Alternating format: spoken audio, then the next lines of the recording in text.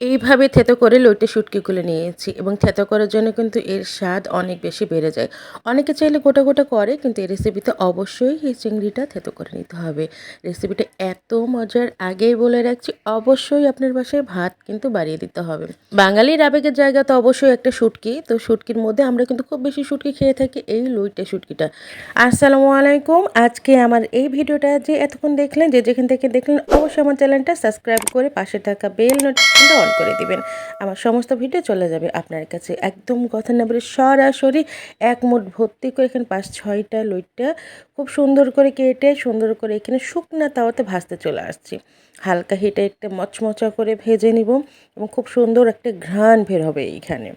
এই তো এইখানে ভাজা শেষ। তারপর এখানে 1 মগ ভর্তি করে পানি দিয়ে বেশ 4 থেকে 5 মিনিট এটা আমি খুব ভালোভাবে ফুটিয়ে নিচ্ছি। পানি দেওয়ার পরে এখানে এই যে 4-5 মিনিট খুব ভালোভাবে এটা ফুটিয়ে নিতে হবে। এতে করে শুটকিটা অনেক সফট হয়ে যাবে এবং যত ধরনের নোংরা এবং গন্ধ বা কোনো প্রকার যদি কেমিক্যাল থাকে সেটা কিন্তু অনেকটাই এখানে কমে যাবে।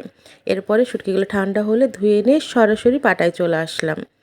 এখন খুব ইজিলি একটা কাজ, জাস্ট আপনি শিলটা নিয়ে এইভাবে একটু থেতো করে নেবেন। আপনি যদি ইচ্ছা করেন ব্লেন্ডারে হালকা 2-1 বার কয়েক সেকেন্ডের জন্য পজ করে করে নিতে পারেন, তাহলেই কিন্তু এইরকম একটা টেক্সচার চলে আসবে। এখানে আমার সমস্ত শুটকিগুলো আমি এভাবে কিন্তু ছেঁচে নিয়েছি। ছেঁচার কারণে স্বাদ আরও বেশি বেড়ে যায় আর অনেক সফট হয়ে যায়। নিয়ে নিয়েছি এইখানে হাফ কাপের থেকে একটু বেশি পেঁয়াজ, সেগুলো কিন্তু আধা ভাঙ্গা করে আমি বেটে নিচ্ছি। এটা অবশ্যই চিকন করে বাটবেন না, একটু মোটা মোটা গোটা গোটা করে বেটে নিলেই ভালো লাগে। সমস্তটা শিলপাটায় বেটে নিচ্ছি। শিলপাটায় বাটলে একটু কষ্ট লাগে, তারপর কিন্তু খাবারের স্বাদ যেন একটু বেশি বাড়ে। এটা আমার না, সবার ক্ষেত্রে একই। এরপর নিয়েছি শুটকির জন্য বেশ মজাদার একটা মশলা, এটা হচ্ছে রাঁধুনি। আমি জানি না আপনার দোকানে পাওয়া যায় কি না, তবে যে কোনো এটা দোকানে পাওয়া যায়, অর্থাৎ গ্রোসারি শপে সব কিছু এগুলো পাওয়া যায়। 1 চা চামচ এখানে নিয়ে খুব সুন্দর করে চিকন করে বেটে নিয়েছি। যদিও দানাটা একটু শক্ত, একটু চিকন করে বেটে নিতে হবে এবং অসম্ভব সুন্দর একটা ঘ্রাণ বের হয়। দিয়ে দিলাম 6-7টা শুকনা মরিচ। আমার এই শুকনা মরিচগুলো আসলে অনেক বেশি ঝাল, তাই আমি চেষ্টা করেছি 6-7টা নয়, বেশি মানে পরবর্তীতে আমি আবারও এখানে গুঁড়া মরিচ ব্যবহার করব। আপনারা যদি চান এই ক্ষেত্রে ঝালের পরিমাণ আরও বেশি বাড়িয়ে দিতে পারেন।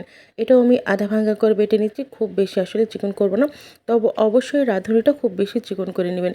রাঁধুনি এত সুন্দর একটি স্মেল, সাথে লটে শুটকি একটা নিজস্ব স্মেল আছে, এগুলো সব কিছু একসাথে করে কিন্তু খুব সুন্দর একটা গন্ধ এখানে ক্রিয়েট হয়। তো সব কিছু বাটাবাটির পালা শেষ। সেই একই প্লেটে আমি এখন উঠায় নিয়ে সরাসরি চুলাতে চলে আসব। দিয়ে দিলাম চুলাতে হাফ কাপের থেকে একটু কম তেল, খুব বেশি তেল এখানে ব্যবহার করছি না। যা কিছু বেটে রেখেছিলাম সব কিছু একসাথে এখন দিয়ে দিলাম। তেলের পরে দিয়ে একটু এখানে নেড়ে চেড়ে এই তো কষিয়ে নিচ্ছি। তবে এই রান্নাটা এত ইজি, সেটা আসলে না দেখলে না করলে বুঝবেন না। দিয়ে দিলাম আরও 1 চামচ লাল মরিচের গুঁড়া, হলুদের গুঁড়া, দিয়ে দিলাম স্বাদ মতো লবণ, দিয়ে আবারও খুব ভালো করে নেড়ে নিচ্ছি। খুব ভালো করে সময় নিয়ে কষাতে হবে। এরই ফাঁকে এখানে দিয়ে দিলাম আমি এখানে 3 টেবিল চামচ পরিমাণ দেশি রসুনগুলো আমি কুচি করে রেখেছিলাম, চাইলে আপনার বড় রসুন দিতে পারেন। আবারও দিয়ে দিলাম এখানে 3 টেবিল চামচ পরিমাণ একটু মোটা মোটা করে কেটে রাখা পেঁয়াজ। সেই পেঁয়াজটা দিয়ে আমি আবারও খুব ভালো মতো এখানে কষাই নিচ্ছি। মোট কথা এখানে এখন নাড়াচাড়া আর কষানোর পালা।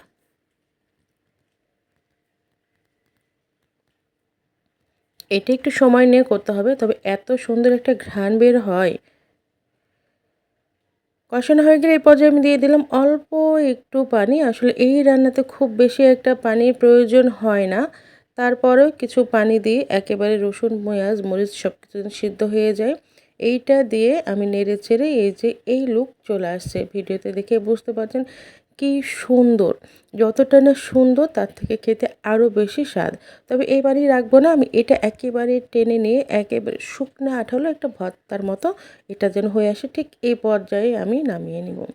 এই যে আমি একটু জুম করে দেখাচ্ছি, অসম্ভব মজাদার।